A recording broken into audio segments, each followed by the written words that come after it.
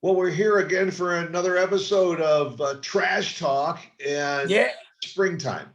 And excuse the mask, but it's springtime. And when spring comes out, the sun comes out, and you walk into the trash dump, and whoa, do you get an aroma? So I left the mask on for a little bit. So I'm getting a little more used to it. Uh, so I'll take the mask off now. Yeah. That's not a COVID mask. That's a Texas spring smell mask. Yeah. Oh, well, so I'll deal with it. Ooh wee. Well, you got the mask going. I got the puffy eyes from the allergies. I can't stop, man. That's the other thing. You can't wait until spring comes, and then you realize all of those things that come along with it. The pollen and the dust and the winds have picked up, and so that's blowing that pollen everywhere. It's almost too tough to take, but after the winter we went through, we'll take it. Yeah, yeah. And I like the spring because I get all my flowers out on the patio again, take them outside. I hope they survive winter. We'll find out, but Yep. Sit out there on the patio with a nice Patriot Sandwich Company sandwich, you know, and a free drink. you'll need that drink once it starts getting hot.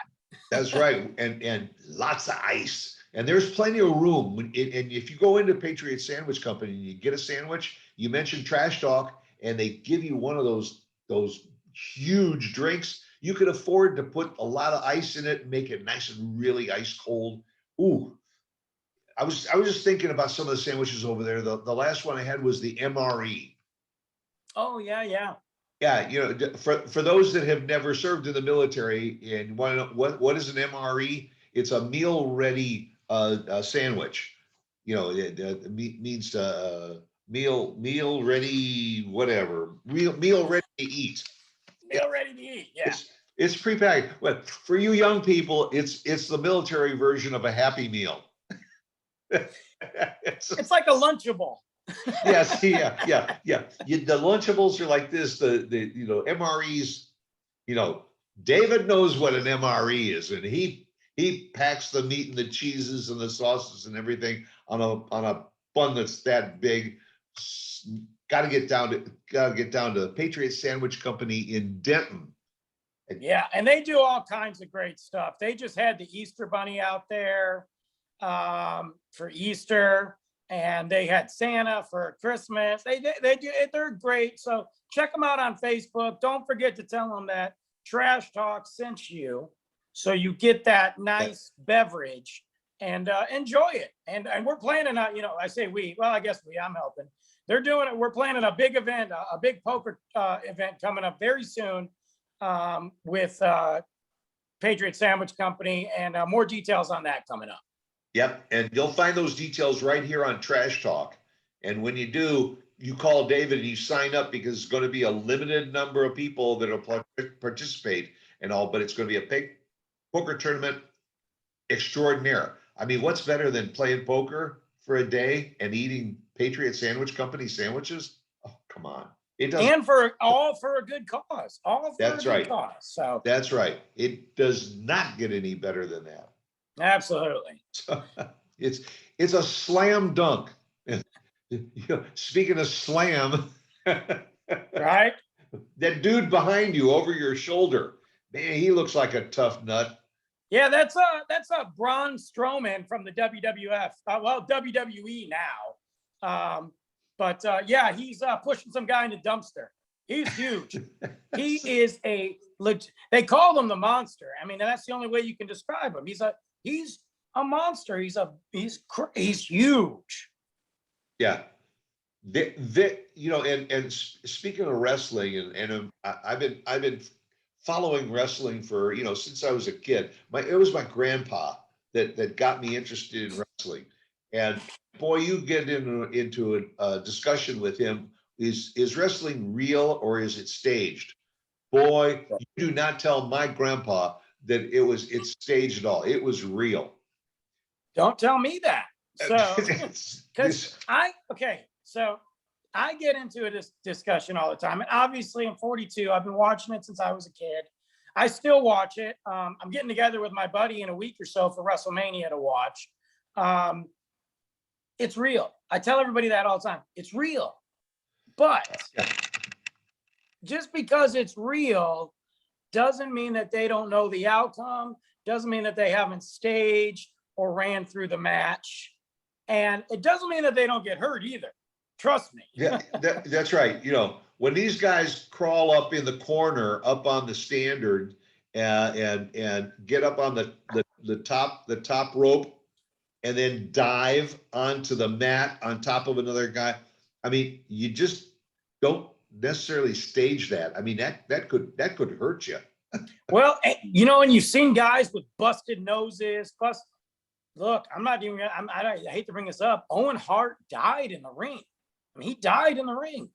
So it's a tough sport, and you know, I remember my grandpa had this great big leather chair in the living room in front of the TV. And keep in mind, way back then, the TV screen was about big, and it was black and white for a while. But my grandpa used to sit there in the chair, and he would, on the end of the arm, it was a beautiful leather chair that had no leather on the front. He wore the leather off right down to the fabric underneath, and all, because you know these guys would he'd grab the front of his chair, and that beautiful burgundy leather chair, all you saw at the front of it was this ugly taupe colored fabric underneath. You get that intense with it? Yeah, it's intense, you know. And my papa too. I remember. Well, this is the stories I heard. This is obviously before I was born. But he used to go with my grandma to watch the old guys wrestle back in the day and all that. And then even when we were younger, we would get, when pay-per-views first came out, we occasionally get them with my papa at his house. He'd have to leave the room because he had heart surgery and he got too excited about it, and he'd have to leave the room. My grandma would make him leave the room. Yeah. And plus he's Italian, so he's already strung up, you know, strung out, not strung up. I don't know what that means, but, but I love it. I love it. I've been watching it for so long. Those guys, I mean, I'll never forget when I was a kid and Hulk Hogan. I mean, obviously there was other big guys out there like Ultimate Warrior and Junkyard Dog and all that, but Hogan was, you know, the hero. And I remember he got hurt in a wrestling match with King Kong Bundy and busted his ribs. Yeah, it was a steel cage match on Saturday night's main event. And he got busted up. And I remember going to bed. I got to stay up. My dad let me stay up. And I got to go to bed. And I remember I told my dad, I was like, we got to do something for Hulk Hogan, you know? We got to take care of him.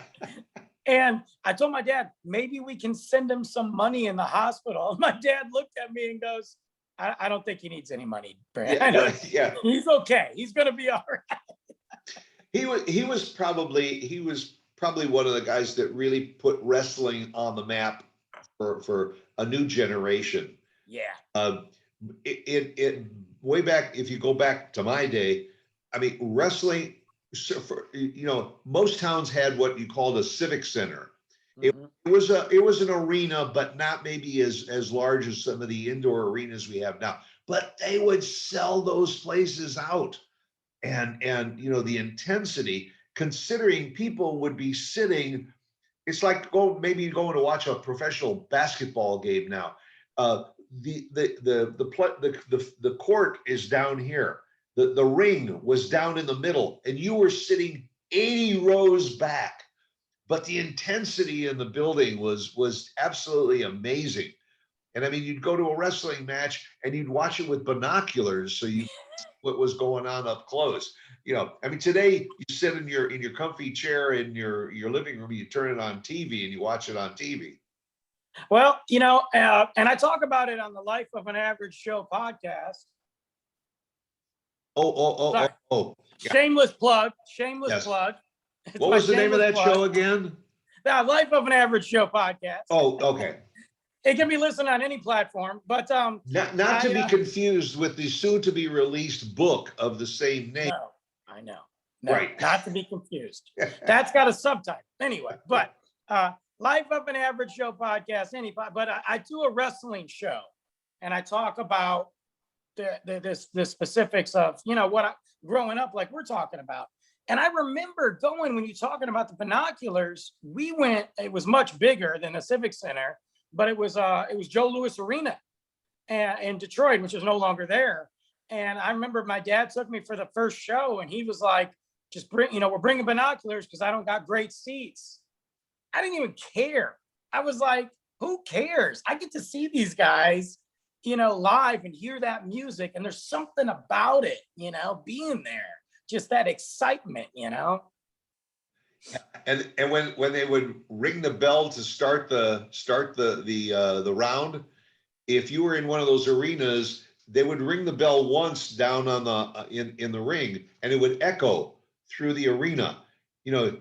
Ding, ding, ding, ding, ding, ding, ding around the arena. I know you've got some personal stories of some of the wrestlers, and mine go back to the mid '60s when I was going to college. I was studying broadcasting, radio and television production, and I happened to spend a summer in Indianapolis, at Channel 4 in Indianapolis, WESH TV. Boy, that's good. Wow. I can remember that crap. Look at that memory on you. Yeah. And Channel 4 used to do the promos for the wrestling matches that were coming into the area from Louisville and Evansville and Indianapolis and even St. Louis and Cincinnati and all. And they would come in and we would do the promos. And I was running camera. And I go back to guys like Dick the Bruiser and Moose Cholak and Killer Kowalski, some of those old guys. One thing, Dick the Bruiser was one of my favorite guys. He used to ride this great, big, beautiful BSA motorcycle. For those that are into motorcycles, the BSA was this bright yellow motorcycle, and he would be out in the parking lot, and we would open up the overhead doors, and you'd hear this, and Dick the Bruiser would drive his motorcycle into the studio, and then he'd turn it off, and that voice, I'm gonna rip his arm off, and I'm gonna shove it down his throat, and then as soon as they'd say cut, we're finished, Dick would say, "Yeah, I think that went very well." he had this a lot of those guys were that way. Oh yeah. Camera, they were vicious. I mean, you almost were fearful for your life being in the same room with them. And behind the scenes, some of them, most of them, I think, are the nicest guys. Well, that was like Moose, the big show, Paul White, which it was the biggest guy out there. I mean, next to Andre the Giant, he's the biggest guy out there. Actually, yeah, he's smaller than Andre, but he's huge. He's retired now, but he the nicest guy, big giant teddy bear. I mean, literally, I met him probably 5-6 times back in Detroit, and he will remember a couple times. He'd just give you a big hug. I mean, it was scary though. Here comes this dude hugging me, and I was, in my 20s, and he's coming with these arms, and I'm like, this is like, I'm like a newbie in jail. I just got to take it, And he gave me a hug, but he's the nicest guy in the world. Just sweet, happy, funny dude. But you'd have others, and I'm going to call them out. Not that they care or even going to watch this. Maybe they will. The Undertaker, not a nice guy, dude. Not a nice guy. Scary. It was like he stayed in character the whole time. Yeah. I've seen him, and boy, I don't move. I don't know why. He is visually, he's just scary. You mentioned Andre the Giant. He was probably the biggest wrestler that was out there. He was 7'4", 540 pounds. real. And he really dominated the ring. Anybody that was in the ring with him. But you know what? He wasn't the heaviest wrestler. No, He was the biggest at 7'4". But you know who the heaviest was? I want to guess, but I don't want to give it away if I'm right. Make a guess. Is it Yokozuna? No. It wasn't. Calhoun. Who? Haystacks Calhoun. Oh, Haystacks Calhoun. Yeah. 600 pounds. And the guy. I mean, he always wore the overalls. You know, he was a big dude. He was the one that the people would go to watch him, and Andre the Giant too, because boy, if they came down on top of your body, your body you're crushed. would stay down there on the mat.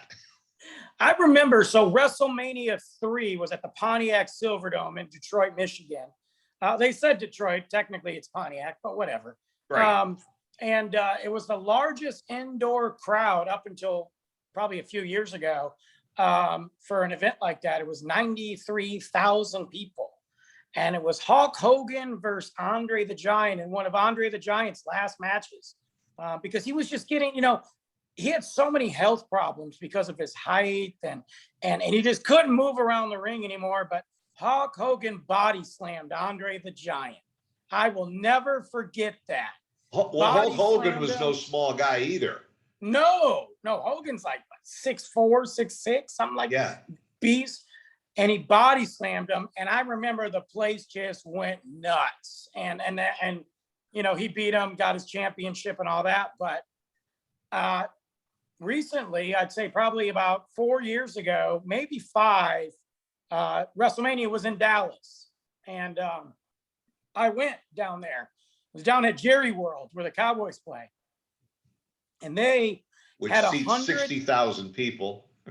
102,000 people. 102. Oh, shoot. Whoa. They beat it. It was the highest WrestleMania of all time. Oh, the seats we had were crap. I mean, they were crap because I couldn't afford them. Like, it wasn't like back in the day. It was like $30. I paid like $75 for crappy seats.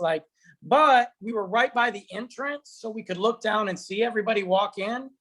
But they had so many screens up and it's a spectacle. They did fireworks. Oh my God. Unreal. And the guy, we were talking about the guys, like the Undertaker and Andre the Giant and some of those big guys. They were big and they were scary. Today's guys are a little more buff. I mean, you got John Cena, who's wrestling out there. Roddy Piper. Yeah. I mean, talk about a wrestler that wears a kilt. Boy, now that's a bold move right there. And Hulk Hogan. Some of these guys they're they have become big because they're big out of the ring too. Yeah. I mean, Hulk Hogan has been spokesman for all kinds of products. He probably makes more money outside the ring than he does in the ring. Well, and Hogan was, I mean, there were some of those other guys that crossed over, but Hogan really crossed over into the movie scene. He was in, what was that, Rocky 3, I think, maybe 2. I can't remember. He did some other movies. He was great friends with Sylvester Stallone. Well, John Cena's doing that now too. Well, and then the guy that really just, crashed through that ceiling was The Rock. Right. I mean, The Rock started off in wrestling, and I love The Rock. I'm the biggest Rock fan in the world, but he started in wrestling, and then he's just been knocking out movies after movies. And look, there's some good movies. He's an action star. He's a modern day, like back in the day, we had like Schwarzenegger, Stallone, Chuck Norris, and all those action guys. Now we got a new breed, and The Rock's leading that. And now he's doing comedies. He's got his own TV show, and they really did. And now they even got a spin-off show that's the young Rock. That's what I said. What his life was all about when he was a kid.